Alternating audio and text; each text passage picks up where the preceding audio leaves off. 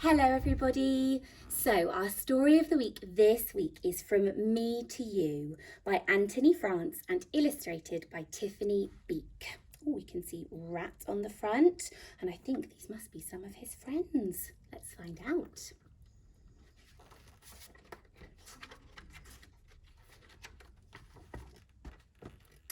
Although a happy morning was struggling to find a way into his bedroom, Rat was feeling miserable. Not wanting to get up or stay in bed, he could feel another case of the dressing gown blues coming on. Oh dear.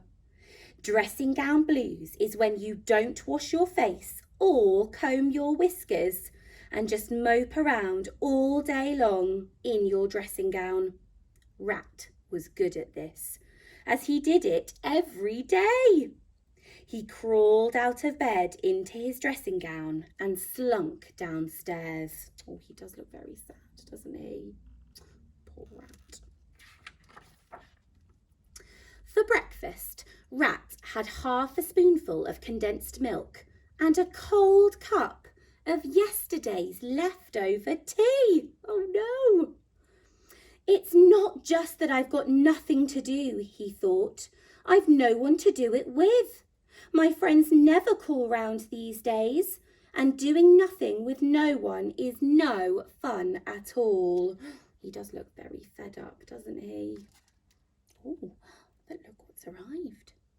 It was while Rat was sighing a very sad sigh indeed that he heard his letterbox clank.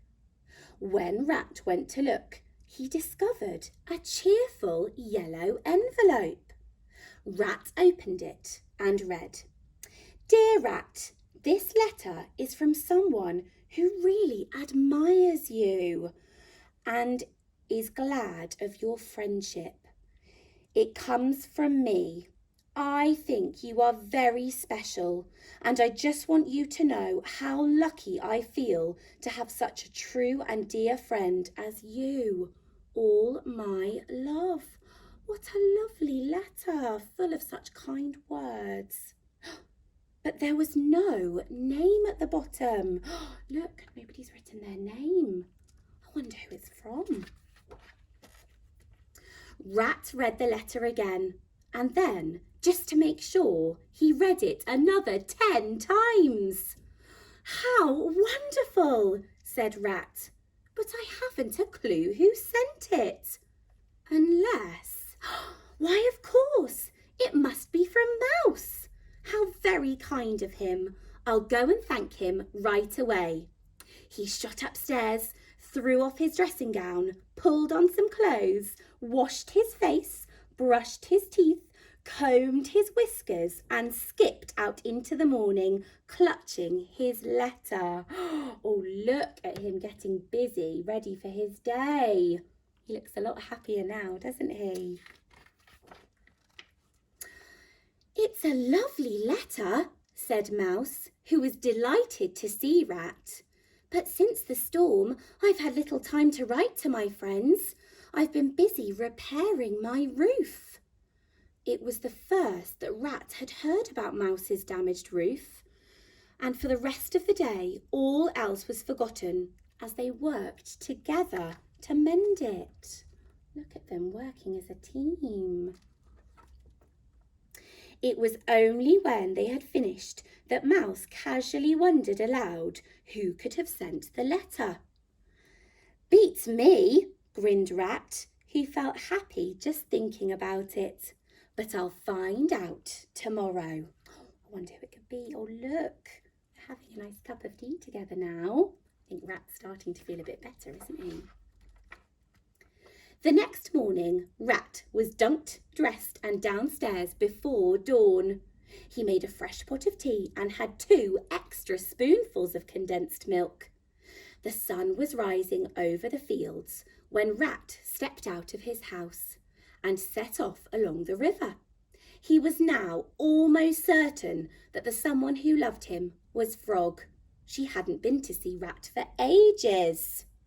Rat knocked at Frog's door for a long time before he heard a faint voice from inside. "It's me," said Rat. "What's the matter?" "Nothing much," replied Frog, "but you'll have to let yourself in." Wonder what's wrong with Frog. Rat was shocked to discover Frog had a broken leg. "I'm all right," said Frog. "It's been a bit different just hopping around in circles, but lots of friends have dropped by to help." "Oh, I'd have dropped by too if I'd known," said Rat guiltily, chewing a whisker. "So can I help you now?" he asked. It was not until Rat was out shopping for Frog that he realised he'd quite forgotten to ask if she had sent the letter. He quickly compared Frog's handwriting on the shopping list, that's what it looks like, with the words on his yellow envelope, and he knew one thing for sure. The letter had not been written by Frog. That's a good idea, isn't it? Because they do look very different.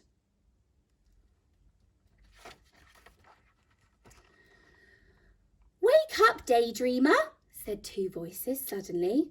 "What have you there that's so interesting?" It was Rat's friends Mole and Mole and their son, Baby Mole. "Somebody sent me this," answered Rat, "but I don't know who." "Well, it's not from us," said the moles. "We called on you recently, but we haven't written." "You called?" asked Rat. "When?" "On Wednesday afternoon," the moles said, "but your curtains were still drawn, so we thought we'd leave you in peace." So his friends had been visiting him, but he was just too sad to notice. Rat finished the shopping, then returned to Frog's house. He had planned to make her lunch, but Mouse had turned up with a pie. "Any luck with your mysterious letter writer?" asked Mouse. Rat shook his head, though not at all sadly, and then, for the briefest of moments, he thought he saw Mouse wink at Frog. Oh, mysterious. After lunch, Rat set off once again to solve the mystery. He felt on top of the world. He had spent so much time wondering who it was who had thought him special that he was actually beginning to feel special. He now decided to call on Bat. Wonder if it was Bat that wrote the letter.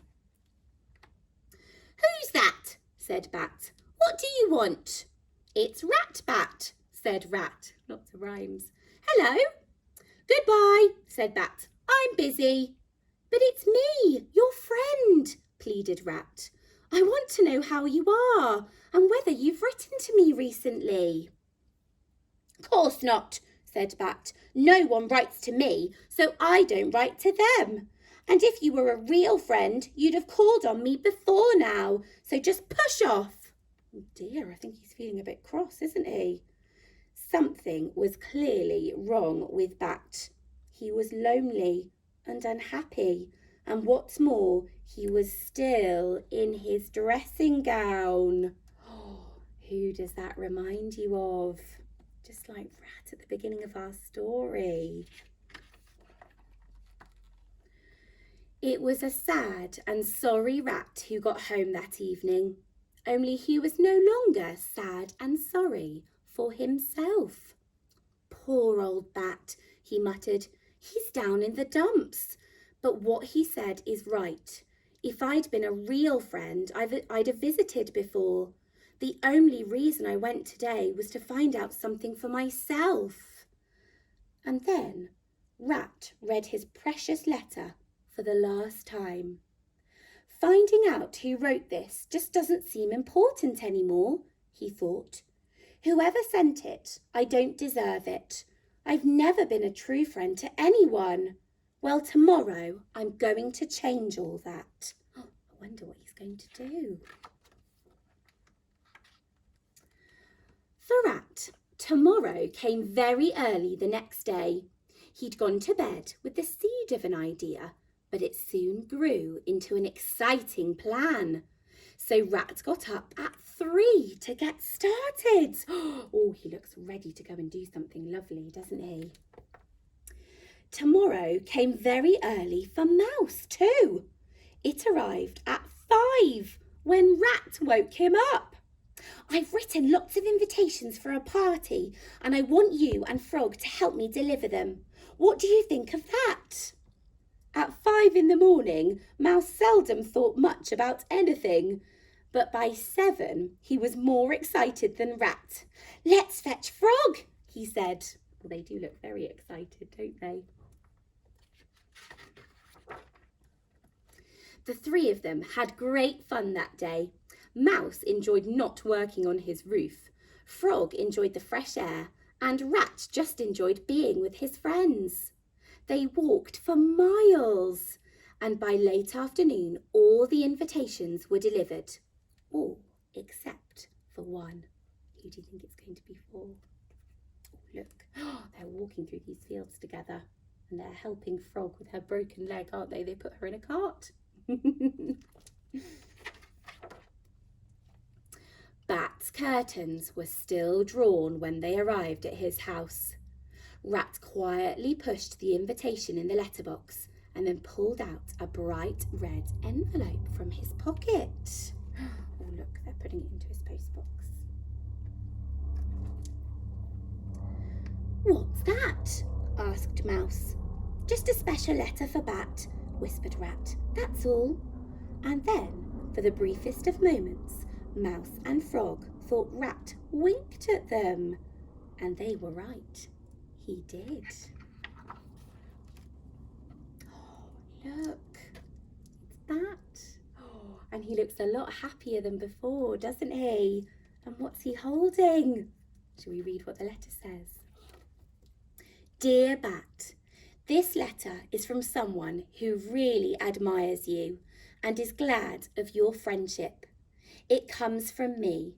I think you are very special, and I just want you to know how lucky I feel to have such a true and dear friend as you.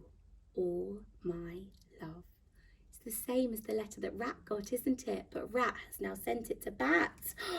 And look, he's not wearing his dressing gown anymore. Do you think he'll start to feel happy just like Rat? I hope so. And look, what are they all doing at the end? They're all friends together, having a lovely party. So maybe this week you could have a go at writing a letter to someone special, letting them know how lucky you feel to have them as a friend. And maybe you might receive one too. I hope you have a lovely week and I'll see you soon. Okay, bye.